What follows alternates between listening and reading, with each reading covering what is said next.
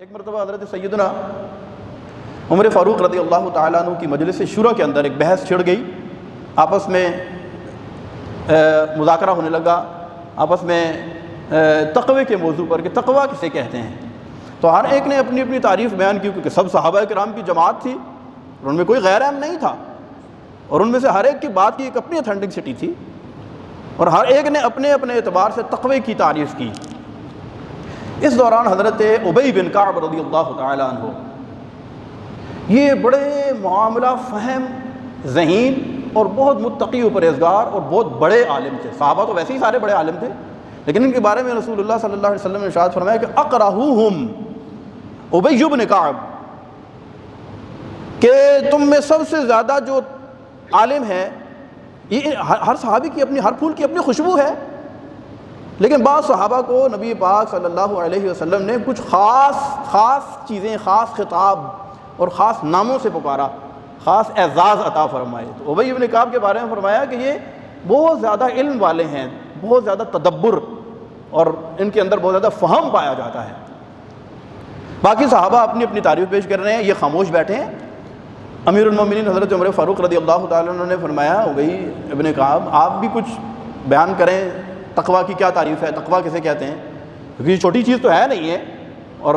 اس کے بارے میں اللہ تبارک و تعالیٰ نے ارشاد فرمایا ان اکرمکم عند اللہ اتقاکم، فرمایا اللہ کے ہاں تم میں سب سے زیادہ عزت والا وہ ہے جو زیادہ متقی ہے۔ تو یہ ایک معیار ہے تقویٰ۔ تو فرمایا یہ تقویٰ کیا چیز ہے، اس کو ڈیفائن کرنا اور اس کی صحیح ڈیفینیشن پیش کرنا یہ بہت ضروری ہے، کیونکہ یہ ایک معیار ہے۔ جب آپ اس معیار کے اوپر پورا اتریں گے تو اللہ کے قریب ہو جائیں گے آپ، اور جب اس معیار پر پورے اتریں گے اللہ تمہیں برکت عطا فرمائے گا، اور جب اس معیار پر پورے اتریں گے تو اللہ تبارک و تعالیٰ تمہارے نکلنے کا راستہ تمہیں عطا فرما دے گا۔ یہ تقویٰ کو معمولی چیز تو نہیں ہے، یہ بہت بڑی چیز ہے۔ تو فرمایا ابی بن کعب سارے اپنی اپنی تعریفات بیان کر رہے ہیں، آپ بھی فرمائیں کہ یہ تقویٰ کیا چیز ہے۔ تو حضرت ابی بن کعب رضی اللہ تعالیٰ عنہ نے بڑے ہی خوبصورت انداز میں اور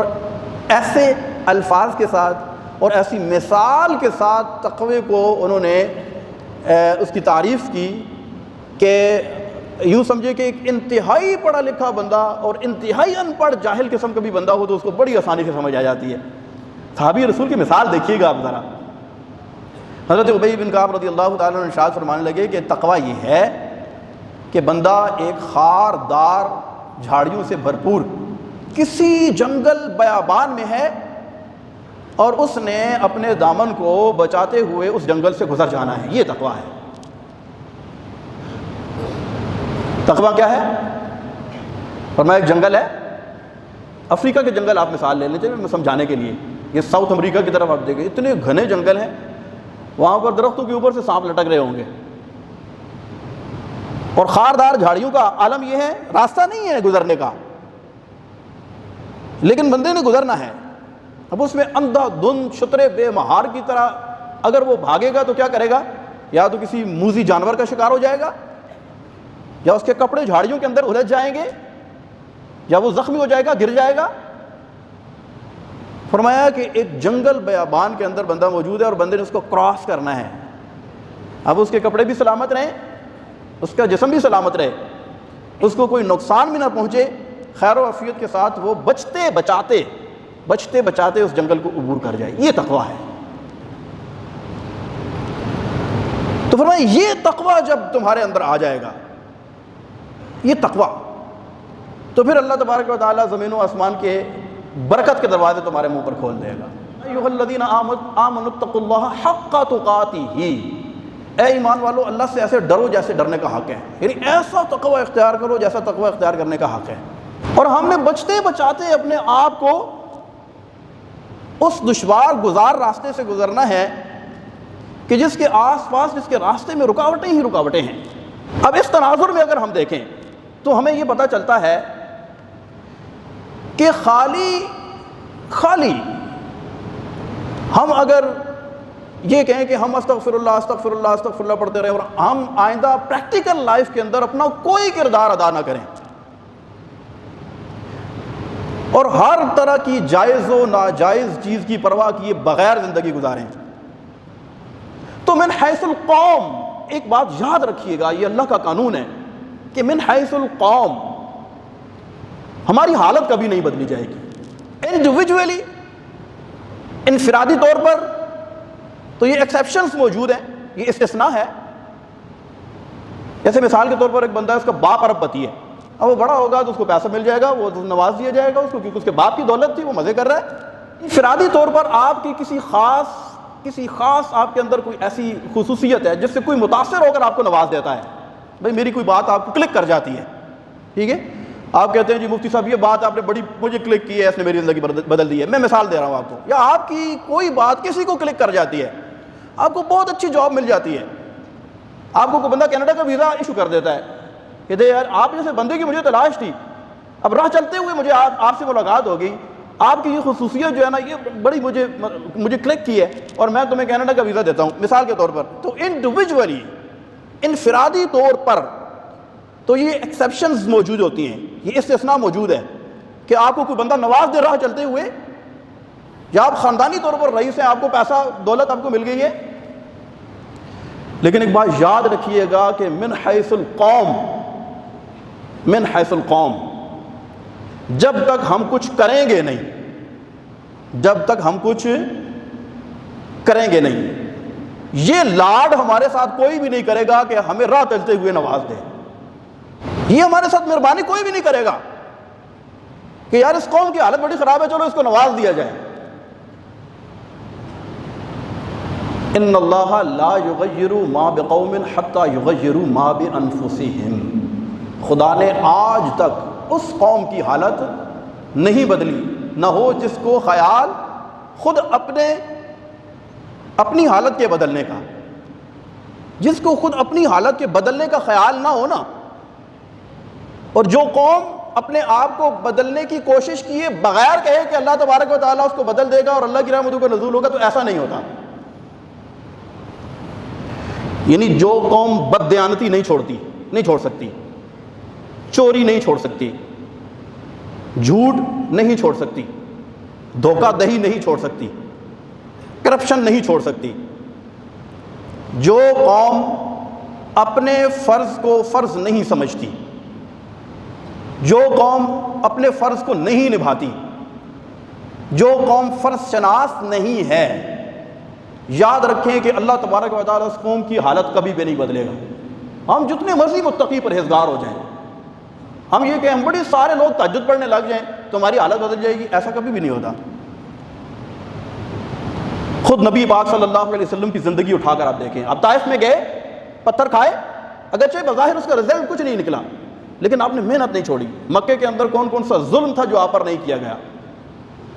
پھر اس محنت کا صلہ اللہ تبارک و تعالیٰ نے عطا فرمایا۔ صحابہ کرام میں سے سارے ہی متقی پرہیزگار تھے، لیکن یہ نہیں ہے کہ انہوں نے کسی نہ کسی چلے میں چلے گئے ہوں اور وہاں جا کر انہوں نے کوئی وظائف کیے ہوں اور پوری دنیا کے اندر 22 لاکھ مربع میل پر ان کی حکومت آ گئی ہو، ایسا نہیں ہوا۔ بلکہ کیا کیا، وہ باہر نکلے، انہوں نے کچھ کیا، کچھ کر کے دکھایا، اور آنیسٹی کو اور دیانتداری کو اور اخلاص کو اور اپنی قوم اور اپنے وطن کے ساتھ محبت اور اپنی قوم کو بدلنے کے ایک جذبے کو انہوں نے اپنے اوپر امپلیمنٹ کیا، تو اللہ تبارک و تعالیٰ نے اسے پوری دنیا کے اندر حکومت عطا فرمائی، غلبہ عطا فرمایا۔ تو اگر ہم اپنی حالت بدلنا چاہتے ہیں تو ہمیں جھوٹ چھوڑنا پڑے گا۔ اس کو میں کنکلوڈ کرتا ہوں 3 چیزوں کے اندر۔ سب سے پہلی بات تو یہ ہے کہ ہمیں اس تناظر میں بات کر رہا ہوں صرف، کہ سب سے پہلی بات تو یہ ہے کہ ہمیں صفائی کو اختیار کرنا پڑے گا، صفائی ستھرائی۔ اب یہ صفائی ہمارے دل سے شروع ہوگی، ہمارے دل،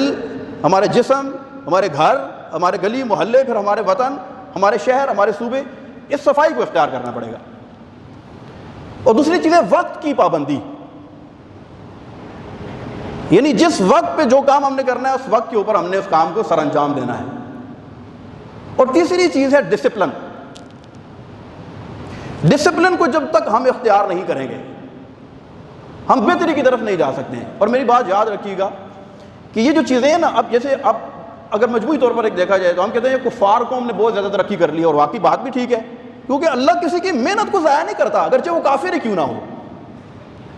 اگر ہم اپنے اندر ڈسپلن پیدا نہیں کریں گے تو جو پیدا کرے گا اللہ اسے نواز دے گا۔ اگر ہم وقت کی پابندی نہیں کریں گے، اپنے کام کو ٹائم پہ سر انجام نہیں دیں گے، تو جو کرے گا، جو قوم کرے گی، اللہ اسے نواز دے گا۔ اور اس وجہ سے ہر ایک چیز پر ایک مفصل بیان کیا جا سکتا ہے۔ میں ذرا اختصار سے کام لیتا ہوں۔ ڈسپلن کی ہی اگر بات کی جائے تو میں اور آپ سب ہم غور کریں، وہ ہمارے جی ایم صاحب ہیں، انہوں نے بڑی پیاری ایک مثال دی۔ انہوں نے کہا کہ کیا وجہ ہے ہم ہی باہر کسی ملک میں چلے جاتے ہیں تو ہم لائن میں بھی کھڑے ہوتے ہیں، ہم گاڑی بھی صحیح پارک کرتے ہیں، ہم ڈسپلن کا خیال بھی کرتے ہیں، ہم ہر چیز کو اس کے وقت پر کر رہے ہوتے ہیں، لیکن جب ہم اپنے ملک کے اندر آتے ہیں تو یہ ساری چیزیں بھول جاتے ہیں۔ اللہ ماشاء اللہ، سب کی بات نہیں کر رہا، آپ میں سے بہت اچھے لوگ بھی بیٹھے ہیں، لیکن میں مجموعی طور پر ایک بات کرتا ہوں کہ کیا وجہ ہے کہ جب ہم اپنے ملک کے اندر آتے ہیں تو یہ چیزیں بھول جاتے ہیں، ڈسپلن کو چھوڑ دیتے ہیں۔ ہماری ایک بار گاڑیوں کے اندر یہاں پر ایک سینکڑوں کے حساب سے گاڑیاں کھڑی ہوتی ہیں جمعے والے دن۔ آپ ذرا ایک سرسری نگاہ دوڑا کر دیکھیں کہ کتنے ڈسپلن کے ساتھ ہم نے گاڑیاں پارک کی ہوئی ہیں۔ پھر جب ہم گاڑیوں یہاں سے نماز سے فارغ ہوتے ہیں، باہر نکلتے ہیں تو ہمارے ڈسپلن کا انداز کیا ہوتا ہے۔ تو اس میں سے ہر بندے کو اپنا ایک فرض سمجھ کر اور اس نے اپنی ایک ڈیوٹی سمجھ کر سر انجام دینی ہے، پھر اللہ تبارک و تعالیٰ کی رحمت برسے گی۔ پھر کیسے ہو سکتا ہے کہ اللہ کرم نہ کرے؟ جب وہ کفار کو نواز رہا ہے، ہم ڈسپلن پیدا کریں گے تو ہم کیسے محروم رہ جائیں گے؟ یہ کبھی بھی نہیں ہوتا۔ اللہ تبارک و تعالیٰ ہمیں ان چیزوں کو سمجھنے کی توفیق عطا فرمائے۔ یہ وہ چیزیں ہیں کہ جو بیان کر دی گئی ہیں، اب جو ان پر عمل کرے گا دنیاوی اعتبار سے اسے کم از کم ضرور ترقی ملے گی، اگرچہ کہ کفار کا آخرت میں کوئی حصہ نہیں ہے۔ ہم کو یہ بات نہیں کر رہے کہ کوئی انہوں نے بہت ترقی کر لی ہے تو وہ آخرت میں ان کا کوئی حصہ نہیں ہے، لیکن کم از کم دنیاوی اعتبار سے انہوں نے محنت کی، یا جس نے بھی محنت کی اللہ تبارک و تعالیٰ اس سے محروم نہیں کرے گا، اسے ضرور نوازے گا۔ اللہ تبارک و تعالیٰ ہمیں عمل کرنے کی توفیق عطا فرمائے۔